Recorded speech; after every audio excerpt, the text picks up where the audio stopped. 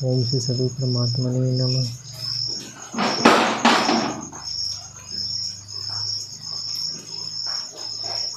विश्वन्य सदगुरु कबीर साहब जी के चरण कमलों में शायबंदी शाय प्रातः स्वामी विश्वन्य सदगुरु कबीर साहब के पवन चरण कमलों में शायबंदी सदगुरु माँ पावन चरण कमलों में शायबंदी सदगुरु शायबंदी अन संतों भक्तों के चरणों में शायबंदी करते हुए आज हम लोग सदगुरु कबीर साहब द्वारा रचित बीजा ग्रंथ टीका भास्कर विवेक प्रकाशनी बीजक टीका रामायणी 36 और 37 पर श्रवण करेंगे।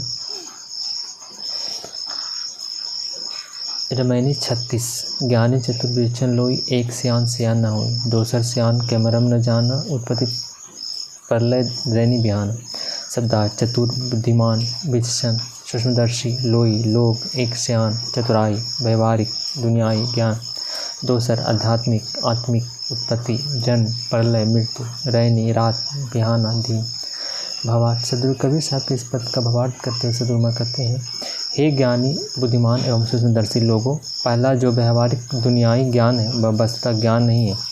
दूसरा आध्यात्मिक ज्ञान का मर्म लोग नहीं जाने, जिसके कारण रात दिन जन्म मृत्यु सुख दुख लगा रहता है।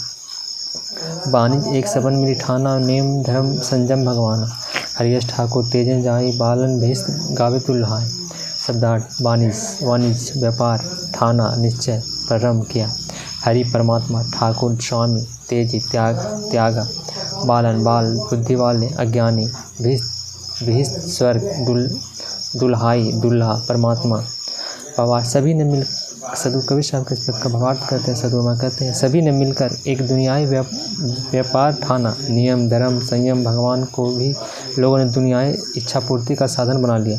परमात्मा ऐसा स्वामी है जो अपनी आत्मा होने के कारण त्यागा नहीं जा सकता, परंतु बाल बुद्धि वाले या अज्ञानी लोग परमात्मा को दूर स्वर्गवासी गाते हैं। साखी ते नरमरी के कहाँ गए जिन दिनों गुरघोटी राम नाम निर्जान के छाड़ दो वस्तु खोटी शब्दार्थ घोटी ज्ञान खोटी बुरी दोष दुर्गुण दुनियाई आसक्ति भवार्थ सदगुरु कबीर साहब के साथ को भावार्थ करते हैं। सदगुरु माँ कहते हैं, वे मनुष्य मरकर कहाँ गए जिन्हें गुरु ने ज्ञान की घूटी दी। ज्ञानी कहीं आते जाते नहीं, परंतु जहाँ रहते हैं वहीं मुक्त हो जाते हैं। सदगुरु कबीर साहब कहते हैं, निजात्मा राम नाम का बोध प्राप्त कर बुरी वस्तु दोष दुर्गुण असत की आसक्ति आदि छोड़ दो।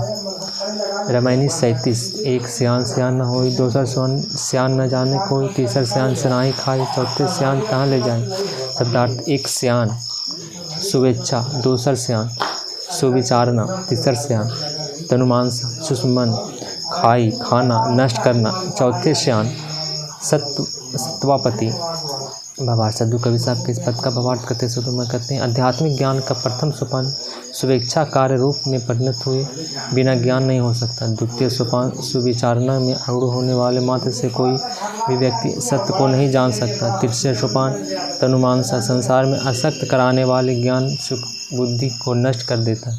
चतुर्थ सोपान सत्वापति सत्यबोध तक ले जाता है। पच्चे सियान न जाने कोई छठे मास सब गेल बिगोई सत्य सियान जो जानू भाई लोक वेद में देव दिखाई शब्दार्थ पंचे सियान अंशक्ति छठे पदार्थ भावनी सतमें सियान तुरीय भावार्थ सदगुरु कबीर साहब के इस पद का भावार्थ करते हुए सदगुरु माँ कहते हैं, पंचम सोपान आसक्ति में स्थित होकर कोई भी साधक आत्महीन किसी भी वस्तु को सत्य नहीं जानता, न ही उसमें आसक्त होता है। छठे सोपान शब्द पदार्थ भावनी में सभी अनात्म पदार्थ भूल जाते हैं और साधक गंभीर आत्म ध्यान में मस्त रहता है। हे भाई दुर्लभ सप्तम सोपान तुरीय में स्थित संत महापुरुष को यदि तुम जानते हो तो लोक वेद में उन्हें दिखाकर उनका प्रचार करो।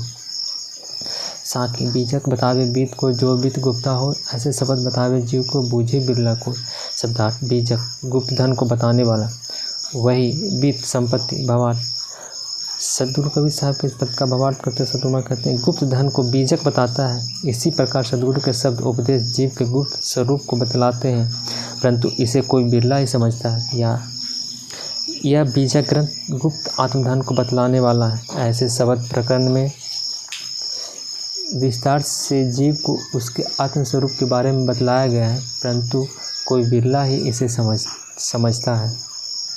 जय श्री सद्गुरु। शायद